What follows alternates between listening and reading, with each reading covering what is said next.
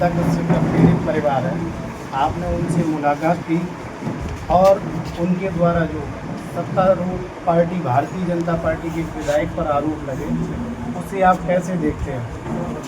हमें ये समझना हो कि जो भारतीय जनता पार्टी है ये पूरी तरह से नाकाम साबित हुई है और जिस तरह से भारतीय जनता पार्टी के नेतागण पिछड़ों पर, दलितों पर जो अन्याय और अत्याचार कर रहे हैं, लगातार ये देखने को मिल रहा है कि किसी न किसी पूरे प्रशासन की सहायता के साथ ये लगातार पिछड़े दलितों और अल्पसंख्यकों की न्याय कर रहे हैं। और जिस तरह यहाँ एक बेटी की, जहाँ उसके साथ अभद्र व्यवहार हुआ, उसकी हत्या कर दी गई और जिस तरह पूरे मामले को रफा दफा करने की कोशिश करी और जब फ़ोन किया गया हमारे द्वारा तब जाके एफआईआर लिखी और एफआईआर तो पहले लिख ही नहीं रहे थे, सही बात। और उसके बाद फ़ोन करने के बाद डीएम साहब को तब जाके एफआईआर लिखी और यहाँ का पूरा प्रशासन ये चाह रहा था कि पूरे मामले को साफ कर दिया जाए।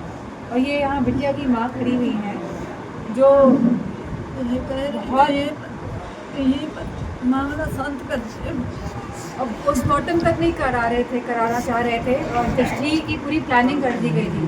वो तो समाजवादी पार्टी का संगठन और यहाँ के हमारे विधायक पूरी तरह से यहाँ खड़े रहे और लगातार हमारे संपर्क में थे और जिससे पोस्टमार्टम हुआ। पोस्टमार्टम भी 5.5 घंटे में लगभग हुआ। जी जी जी जी जी। और पूरा संगठन और हमारे विधायक और नेतागण यहाँ बैठे रहे जहाँ पोस्टमार्टम हो रहा था और 4.5 घंटे में जब ये पोस्टमार्टम की प्रक्रिया को पूरा किया गया, वहीं उस पोस्टमार्टम की 14 स्लाइडें बनी। जी जी जी जी जी जी। जिस तरीके से आज उत्तर प्रदेश में ऐसी घटनाएं तमाम जगह पे हो रही हमने हैं। देखा हाथरस में भी जिस तरह प्रशासन ने बिटिया की रातों रात, उनके परिवार जन तक नहीं पहुंच पाए और रातों रात बिटिया को जला दिया गया। जो सम्मान मिलना चाहिए था मरने के बाद, वो सम्मान तक ये सरकार नहीं दे पा रही है। ये क्या रक्षा करेंगे बेटियों की, ये क्या रक्षा करेंगे दलितों की, पिछड़ों की?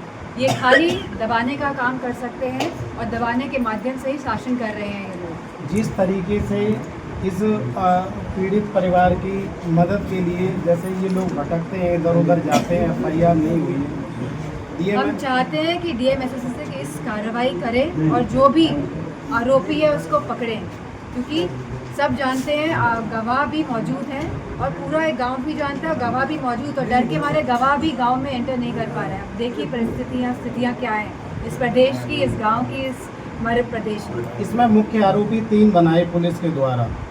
अभी तक एक आरोपी जो है वो हाजिर हुआ है। 2 आरोपियों को अभी भी पुलिस जो है छोड़ के रखी हुई है, न तो उन्हें पकड़ने की कोशिश कर रही है। अब वो क्यों नहीं कर रही है ये तो नहीं पता, क्योंकि जो बिटिया है वो कश्यप समाज की है। हमें समझना होगा कि किस तरह यह सत्तावादी लोग और ये अधिकारीगण सत्ता के साथ मिलकर पिछड़े दलितों पर किस तरह का अन्याय कर रहे हैं। हमारी मांग है कि उन तीनों आरोपियों को पकड़ा जाए।